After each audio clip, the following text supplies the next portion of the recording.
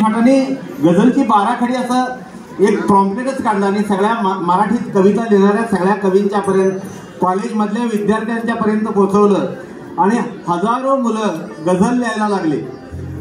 त्या गझल लिहिणाऱ्या मुलांच्या मध्ये मी एक होतो आणि मी काही 2 गझल लिहिल्या आणि सुरेश भटांच्याकडे पाठवल्या।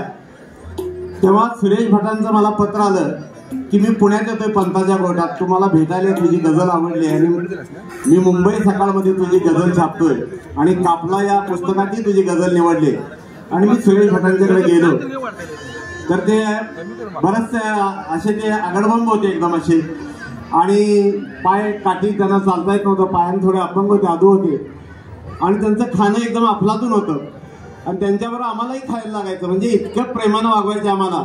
पण त्यांचं अगदी अंग तुडवाय झोपले की म्हणायचे तू दाबून काय मला होत नाही, तू तुडवायलाच पाहिजे, म्हणजे त्यांना असं तुडवायला वगैरे लागायचं। तर ते बरोबर आम्हाला घेऊन जायचे, बरोबर 1-2 जण त्यांच्या लागायचं। एकदा मला म्हटले चल आपण राष्ट्रभाषा ग्रंथालयात जायचं, तर राष्ट्रभाषा ग्रंथालयात सुरेश भटांच्या सोबत मी चाललो।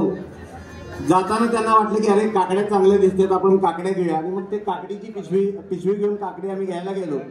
तिथं जात असताना ते मला आदले दिवस 2 दिवस असं विचारत होते की याला तळहात म्हणतात, याला काय म्हणतात पाठीमागल्या हाताला, हे कुणाला सांगता येत नव्हतं। मनगट म्हणून सांगितलं, नाही मनगट इकडं आहे, तर हा पाठीमागला हात काय आहे हे कुणाला सांगता येत नव्हतं। म्हणजे 2-3 प्राध्यापकांना विचारलं, त्यांनाही सांगता आलं नाही, कुणालाच सांगता आलं नाही।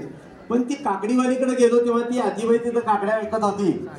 त्या आजीला ते म्हणाले, आजी हे म्हटले याला तळहात म्हणतात, या पाठीमागल्या हाताला काय म्हणतात?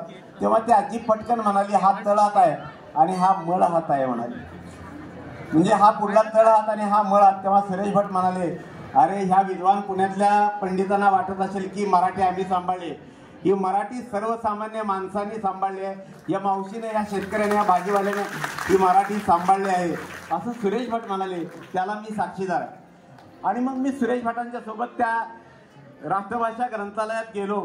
आम्ही जात असताना त्या जुन्या राष्ट्रभाषा ग्रंथालयाची जुनी इमारत होती आणि जुन्या इमारती असल्या की 3-3 मजली अशी माडी असायची आणि 3ऱ्या मजल्यावर ते वाचनालय होतं, ग्रंथालय होतं आणि त्या दोन्ही बाजूला अशा साखळ्या लावलेल्या होत्या।